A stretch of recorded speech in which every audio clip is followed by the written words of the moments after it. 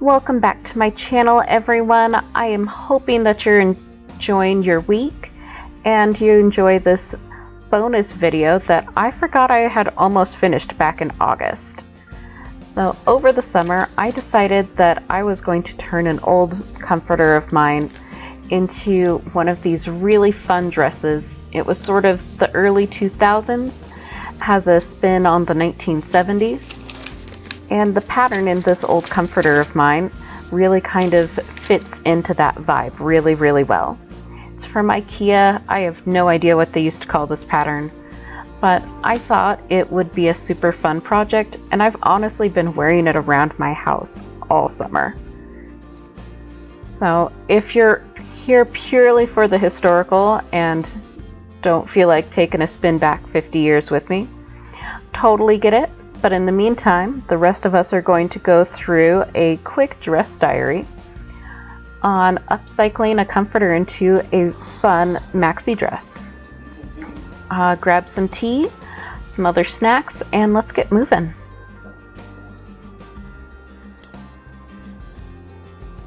So one of the first things I had to do to make this comforter work as fabric for turning it into a dress was to cut it open. I honestly didn't feel like saving myself the full 1/4 of an inch that I could have by seam ripping open all of the serging on the inner casings of this comforter. So I just cut it off and tried to make sure I marked which way was my warp and which way was my weft for the weave of the fabric as I went. This also let me kind of lay things out and see where the holes were and make strategic choices when it came to trying to lay out my pattern to avoid the holes that had been either put in by moths or catching on some rough corner of something in one of my moves.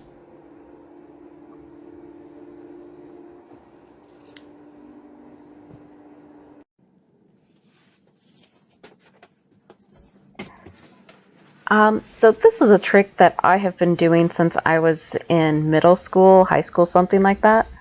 It's something my mom showed me where you can turn your bed into a gloriously huge cutting board if you get one of these cardboard mats. I think I got mine at my local hobby craft sewing shop, and lay it out on the bed. It's going to give you all of this extra room.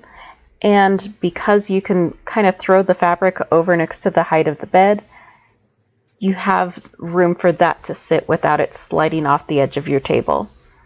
I was not a fan of the idea of trying to roll around on the ground, wrestling with my beloved Zoe to cut this out. So we used the bed and a cardboard mat. Highly recommend this hack, especially if you don't have the space to have a dedicated cutting table.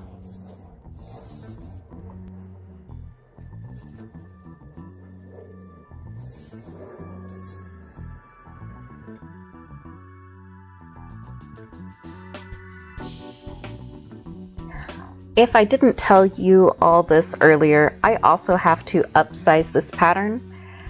I bought it back when I think they called it generously a size 14, using the Simplicity patterns. That hasn't been the case for a while, but luckily I figured out that my measurements are about an inch off on each seam, maybe a 1/2 inch off.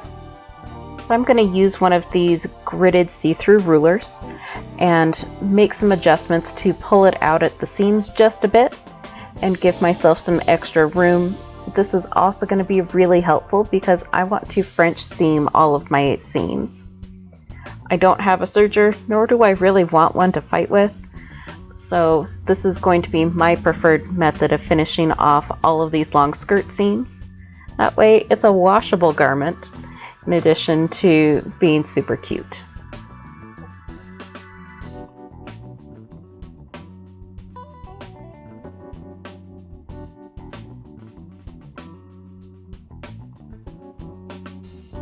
This comforter, by the way, isn't a king size comforter or anything huge. I think it was a dorm size twin comforter, maybe slightly longer than the usual ones, but it still has plenty of fabric for this project.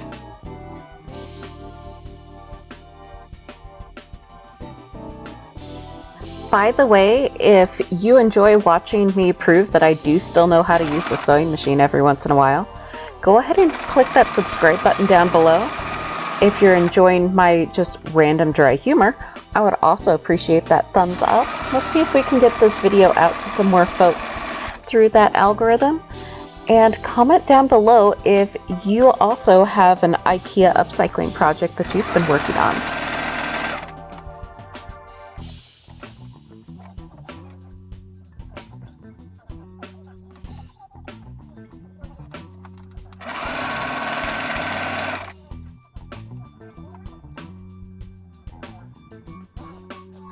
So I'm not gonna lie, I'm going through and feeling out these French seams using my fingers a bit after having sewn the original seam, trimmed it down a bit, and now folding it so that the right side is actually going to be out and I can encase that raw edge that I had on my seam on the right hand side.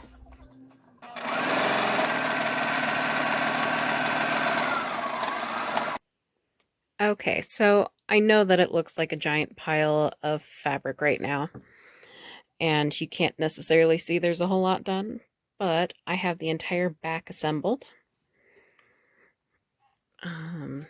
All the skirt panels, the bodice, and the skirts attached to the bodice for the back side, and everything has been French seamed. That way I don't risk anything fraying out on me. So I'm really happy with this. In addition to that, I have worked on ties. I've got the front bodices. Let's take a look at this. So I've got my front bodice pieces. There's two of them that are about half assembled. The front was a little less straightforward, so I'm going to leave that for tomorrow.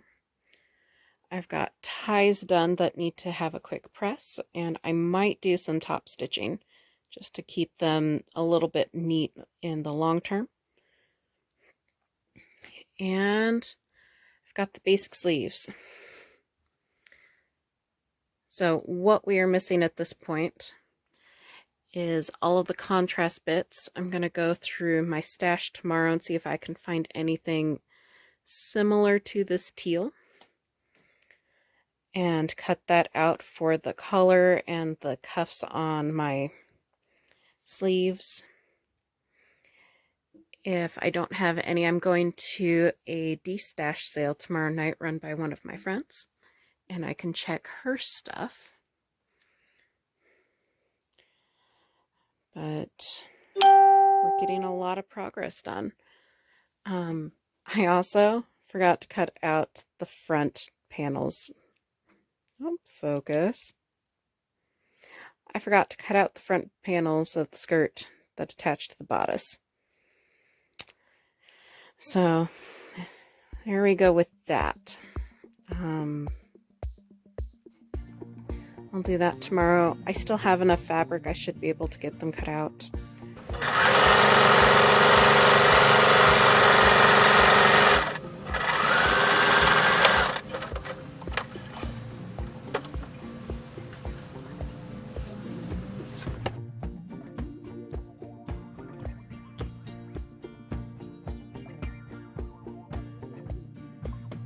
Just as a quick reminder, you definitely want to make the time to press your fabric when you're doing some of this modern sewing. You should do it anyway with any of it, but especially with this pattern and with using a linen cotton blend like I am, it was not laying right until I actually took a little bit of TLC time with the iron, put in some of the creases and refined some of those edges so that I could pin things down and sew them together without it looking like a giant rumpled mess. I love wearing linen, but sometimes the sewing of it can be a little extra labor intensive.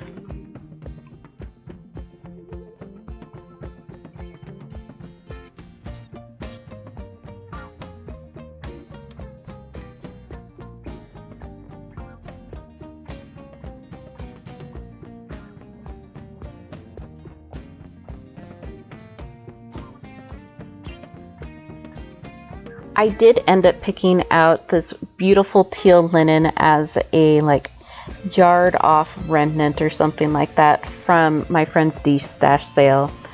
And it goes really well with the teal and the white combination in here. They're not a perfect match, but it's a close enough color family that I was happy with the outcome. So first thing I need to do, because I lengthened the bodice quite a bit to fit over my larger bust, is lengthen out the front portions of the collar.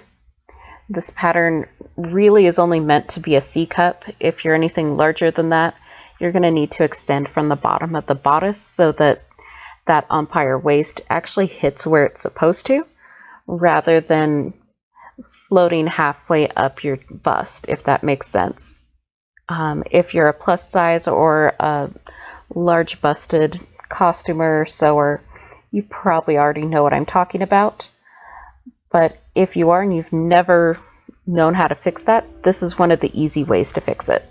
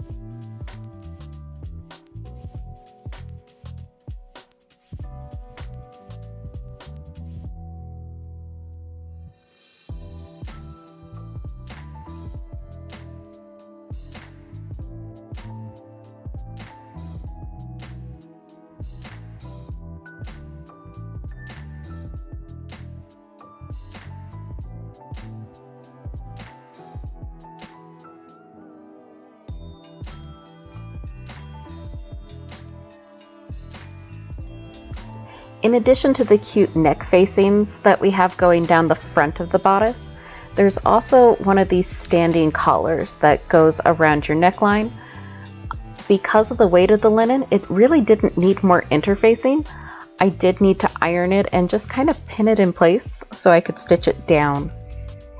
I do kind of like that it's not super rigid and it just kind of flops. I have some nice protection from the sun as I'm wandering around outside wearing that collar, but it's not super obnoxious and rigid against the back of my neck. That's just a personal choice in wearing my clothing modernly.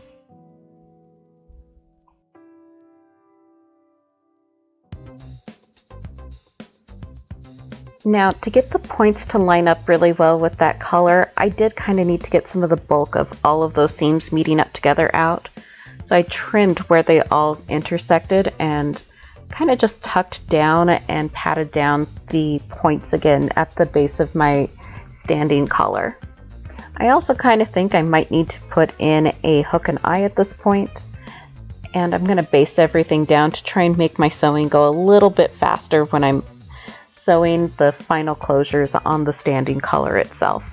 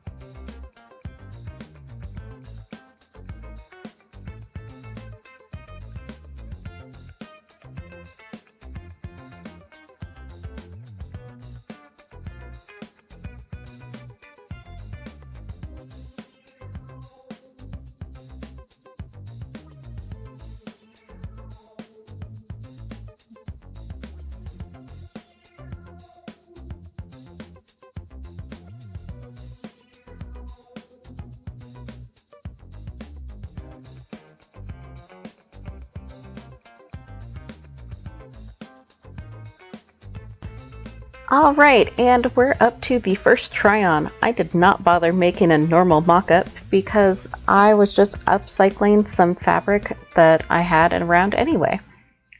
So I really think these cuffs need to be much smaller based on how I'm wearing it. Again, the collar seems a bit big, So let's put a hook and eye on that. And the slit down the front is not coming up high enough for me. Otherwise, I'm kind of liking the skirt, but I'm hating these ties. I end up cutting these off because they're just not worth the time. I really like wearing it with my elasticated riding belt instead. Well, let's get to sewing.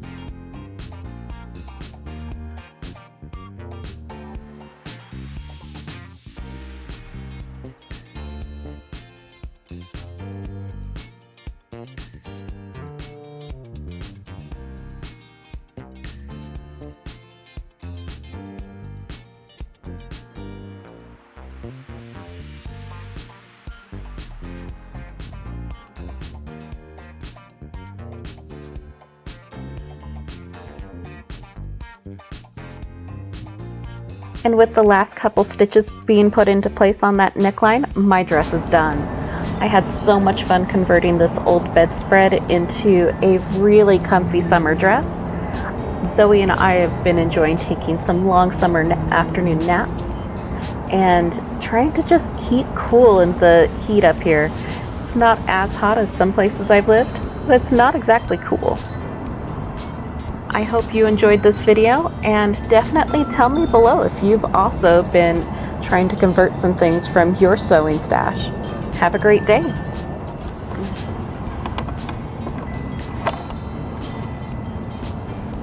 Excuse you.